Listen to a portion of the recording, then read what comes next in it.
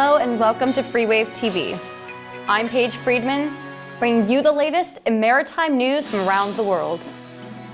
Today in maritime news, workers at one of Britain's largest container ports will vote to go on strike. South Korea's government demands DSME workers end their strike. President Biden establishes Presidential Emergency Board to ease rail dispute. Congestion at world ports sees new highs. A shipping company warns of significant change in shipping industry over new European Union regulations. Scotland and China to be connected through new shipping route. Diana Shipping raises daily rate for its vessels. The CDC's voluntary COVID-19 program for cruise ships comes to an end. Royal Caribbean wins bid for Crystal Cruises expedition ship.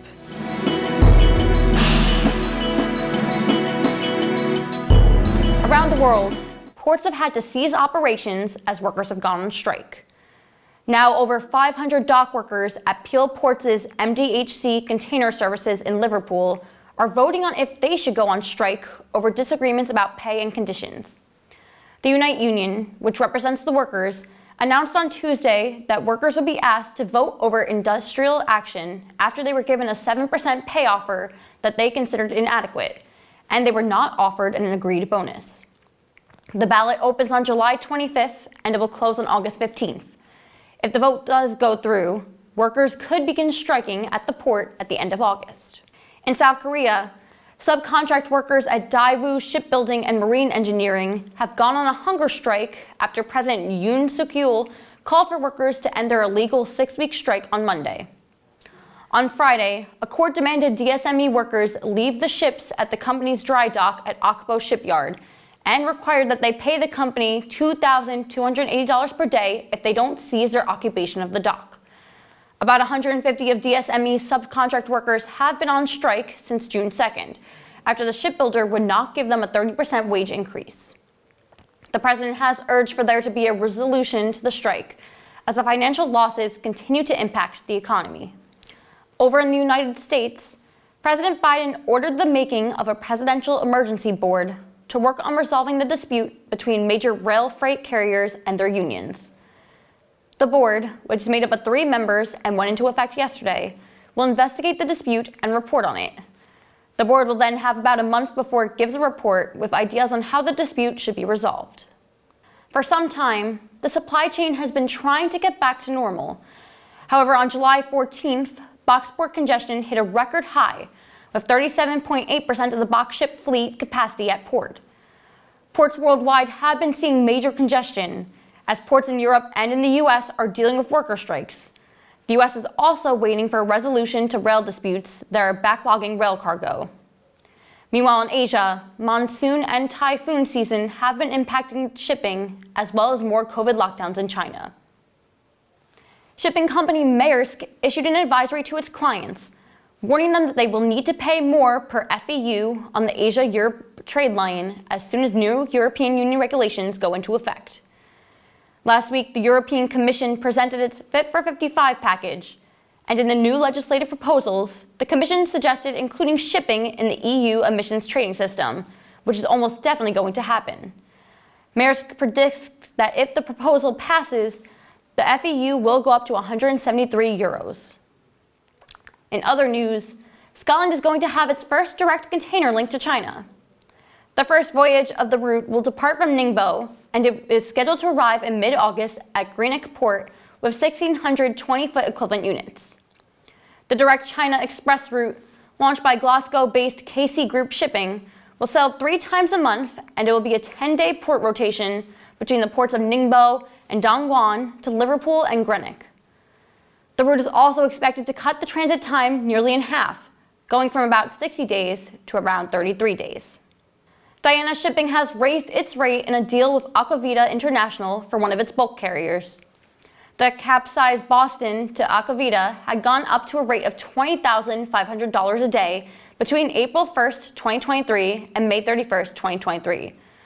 Previously, with Richland Bulk, the vessel's rate was only $13,000 daily. The Centers for Disease Control and Prevention announced that it is ending its COVID-19 program on cruise ships and therefore it will no longer monitor the number of COVID cases on board. In the beginning of 2022, the CDC established a voluntary COVID-19 program for cruise ships, which gave recommendations for ships to maintain COVID testing, require vaccines, and to help ships implement other safety measures to stop the virus from spreading. The CDC released a statement on its website yesterday saying the program was no longer in effect, but that the center would still publish guidance for cruise ships. Cruise lines will still be reporting cases to the CDC, but the tracking system will no longer be made public. Royal Caribbean Group has won the bid for Crystal Cruises' ship, the Crystal Endeavour. The cruise ship, which is considered the world's most luxurious expedition ship, was waiting to be sold following the bankruptcy of its previous parent company, Genting Hong Kong. Royal Caribbean is paying $275 million for the ship, and the company reportedly beat out Abercrombie & Kent, which bought the Crystal Serenity and the Crystal Symphony in the Bahamas last month, as well as rights to the brand name. The Crystal Endeavour will join Silver Sea Cruises, which is owned by Royal Caribbean, and be renamed to the Silver Sea Endeavour. And now, here's the news making headlines around the world.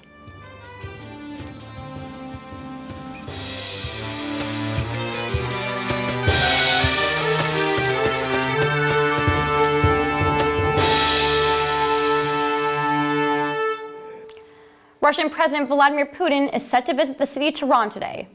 This will be the first time he has left Russia since its initial attack on Ukraine. Putin will meet with Iranian Supreme Leader Ayatollah Ali Khamenei to discuss a potential arrangement that would allow Ukraine to resume grain shipments to the Black Sea while also bringing peace to Syria. Today in Kyiv, Russian forces maintained their position of bombarding Ukrainian cities, launching missiles at Odessa in the south and cluster bombs at Mykolaiv in the north. Recently, Ukraine has claimed that Russian forces are intensifying their long-distance strikes on targets far from the front, resulting in many civilian deaths. Moscow defends its actions by claiming it is hitting military targets. Ukraine's President Volodymyr Zelensky says Russia has fired more than 3,000 cruise missiles and uncountable artillery shells since Russia's initial invasion. As wildfires rage all through Europe, England is breaking UK records. As England experienced its first ever red alert due to heat, Heathrow Airport reported scorching temperatures reaching as high as 40.2 degrees Celsius. Earlier today, 39.1 degrees Celsius was recorded in Charlwood, Surrey, breaking the previous record of 38.7 degrees Celsius. Temperatures as high as 41 degrees Celsius are forecast today, while police described part of a dual highway in Cambridgeshire damaged by the heat as resembling a skate park. Flights and transit have both faced issues due to unforeseen heat damage. The race to replace the ousted Boris Johnson heated up as temperatures were breaking records. With just 4 candidates left to take the seat of British Prime Minister, all contenders have shifted their focus to frontrunner Rishi Sunak, a former finance minister. With one candidate set to be axed after today's Conservative Party lawmaker vote, Sunak's allies remained confident, saying that his lead all but assures him of a place in the top 2. Giving America a royal touch, Prince Harry spoke during Mandela Day at the United Nations, making claims that America's democracy was under a global assault. In his speech, the prince indirectly addressed the Supreme Court's decision by citing the rolling back of constitutional rights here in the United States. Harry's wife, Meghan, the Duchess of Sussex, recently said in an interview with Vogue that the pair had experienced a guttural reaction to the historic decision. As many fight to protect their rights in America, many scrutinize the courts for allowing the seemingly continuous mass shootings that seem to occur weekly. In the latest attack, a suspect opened fire with a rifle in a food court at the Glenwood Park Mall in the city of Glenwood, Indianapolis. Police said the gunman had 2 rifles, a handgun, and more than 100 bullets. The attacker was identified as a 20-year-old local resident who had recently been evicted and lost his job at a warehouse. 2 of the 3 people killed were a husband and wife, and the third was a 30-year-old man. A 22-year-old woman and a 12-year-old were also injured. The shooting came right before news spread that a state jury must now decide whether a killer should be issued the death sentence. Back in February 2018, Nicholas Cruz killed 17 people during a mass shooting at a school in Parkland, Florida. He pleaded guilty to the murders and 17 counts of attempted murder in October. Over in Asia, China is back in lockdown after authorities found more than 500 cases of COVID-19 and asked approximately 2,000 visitors to extend their stays. Following the outbreak, Chinese authorities raided the houses of those who had been forced to go into quarantine hotels to find close contacts who might be hiding. Authorities have since apologized for violating the privacy, amounting to the actions as oversimplified and violent. As China tackles COVID, it is also struggling to protect its data. Chinese authorities are preparing to take down ride-hailing firm Didi Global by issuing a fine of more than $1 billion. On Tuesday, people familiar with the situation said it might end an investigation into the company's cybersecurity procedures. Days after Didi went public, the Cyberspace Administration of China launched a cybersecurity probe into the company's data practices and ordered app stores to remove 25 mobile apps operated by Didi. The people said that the fine would be more than 8 billion yuan. In a place where privacy seems non-existent, Australian Yusuf Sahab, born in southwest Sydney and brought to Syria by older family members, got put in a makeshift prison run by a Kurdish-led armed group holding Syrian and foreign ISIL suspects run by the United States-backed Syrian Democratic Forces. The family of Sahab and a leading rights group announced the teen's death just yesterday. After being detained for years in Alsina's prison, Sahab died from unknown causes after being wrongfully detained. Sri Lanka is struggling to put their #1 export out after a poorly thought-out government decision to ban chemical fertilizer was issued last year. TEA normally brings in more than $1 billion a year, but the industry is being hard hit by a wide range of unprecedented crises. The fertilizer was initially banned to protect the country's dwindling foreign reserves. The ban has since been reversed. However, the cost has shot up in price and it is still difficult to source. The Horn of Africa is experiencing its worst drought in 4 decades. According to the World Food Programme, up to 20 million people in Kenya, Ethiopia, and Somalia might starve to death by the end of the year. Experts claim that agricultural fields are empty, harvests have failed, and roadways are littered with the carcasses of dead animals. Famine is looming ahead as deaths start to be reported. In Ecuador, authorities lost control of Bella Vista prison for the second time this year. A deadly fight broke out between rival gangs in the prison, which resulted in the deaths of 13 people, with at least 2 injured. Authorities said they regained full control of the prison. Interior Minister Carrillo said they've recovered the 13 bodies and expect to find more as they conduct a cell-by-cell search. He ended his statement by saying that members of the R7 gang targeted inmates who were in the process of setting up a rival gang. In a world ridden with anguish and obstacles comes one more. Police in Iran are arresting dog owners who have been walking their dogs in parks, lying claims that walking dogs in parks was a crime. As these arrests are being made, the Iranian parliament could soon approve the protection of the public's rights against animals bill, restricting pet ownership across the board. The ban is justified as a measure to protect the safety of the public. This new legislation could drastically affect pet ownership in Iran by requiring pet owners to obtain a permit issued by a special committee and pay a fine. We're now going to take it over to Jean-Louis, who's going to share what's going on in the sports world.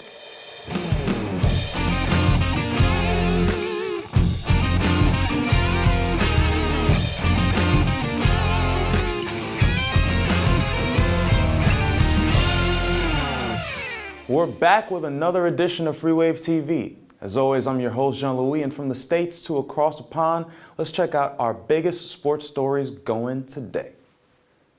We start off in the land of cricket, as we're in the midst of one-day internationals between England and South Africa. Yesterday saw the women in action, as after going 371-7, Team England takes down South Africa by 109 runs. Ben Stokes and the men's team look to add on to the country's winning ways today, as right now they are in the midst of men's action with the South African team. As we speak, their opponents are 100 for 1 with 32.3 overs left. England is yet to bat in the contest. The Test series is also underway, as Sri Lanka and Pakistan are on day 4 of 5. Again, close at the time of recording, Pakistan need 120 runs to win.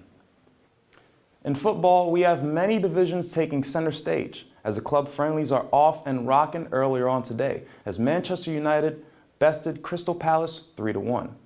Anthony Martial led the way through with a goal through the first 20.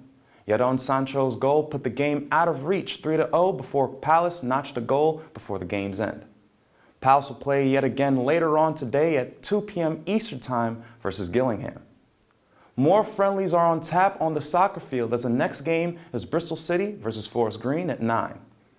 In the Champions League, qualifiers are happening left and right, with nearly a dozen games on tap. Notable games include FK Qarabağ versus Zurich, followed by Linfield versus Bodo Glimt. For scheduling on the games and results on all the actions, stay tuned to The Wave. We got a host of track and field news emanating from the World Championships, as Kenya's Faith Kipgen in the 15mm race, as well as Venezuelan's triple jump star Yulimar Rojas each took home gold in their respective competitions. It was a big-time display by both athletes, but the biggest stories of the event were by the way of Jamaica and Scotland. First, despite losing her wig mid-competition, you heard that right, mid-competition, Jamaica's Shelley Ann Fraser-Price maintained her stride to clinch a 200mm semifinal bid. This took place after the 35-year-old won her 5th individual world title, leading a Jamaican 100mm sweep on Sunday. As for Britain star Laura Meir, the 29-year-old emerged from her race with a bronze medal. The Scottish star finally takes home a prize after narrowly missing out on medals in her past 3 world finals. Props to her. Transgender swimmer Leah Thomas was nominated for the 2022 NCAA Woman of the Year. The Pennsylvania College star won the D1 championship in the 500-yard freestyle earlier on in the year, drawing a polarizing response from peers and skeptics alike. The award winner will be announced on Wednesday's edition of the 2022 ESPYs, hosted by Male Athlete of the Year nominee and Finals MVP Stephen Curry. The MLB All-Star Week has been dominated by the news of Juan Soto, as the outfielder has had the news following the decline of his record 15-year, $440 million deal contract. But he reminds the world that he is worth each and every penny, bombing balls left and right to win this year's Home Run Derby. During the event, the league honored baseball legend Albert Pujols will be retiring later on this year. The star holds a legacy spot in this year's All-Star game, and it's fitting given the news as the league implemented a sudden death home run derby rule at the end of regulation for this week's finale. If a tie at the end of the 9th inning takes place, the NL and AL teams will select their sluggers to see who can hit the most runs. We take it back to the NCAA, where we go first to Texas Tech, where they become the latest team to receive athlete benefits within the college program. 100 players are to receive a 5-figure NIL pack ahead of the season. And more money moves are being made at Jackson State, as following a visit from Dwayne "The Rock" Johnson himself, promoting the XFL, Coach Prime Deion Sanders is set to donate half of his salary toward rebuilding the HBCU campus football facility. Respect to Prime. And lastly, in the National Basketball Association, while we have much of the same in the NBA free agency, the Lakers' big three, LeBron James, Anthony Davis, and Russell Westbrook, each have cleared the air ahead of last season, committing to this particular season. The news comes shortly after guard Russell Westbrook cut ties with his agent in a public letter, as his former representative cited the All-Stars' urge to move elsewhere despite chemistry issues in LA. With a second year under their belt, perhaps La La Land could turn back into Showtime once more. But till then, that's all the news I got for you today. Once again, this is Jean-Louis. This is Free Wave, and that's your news.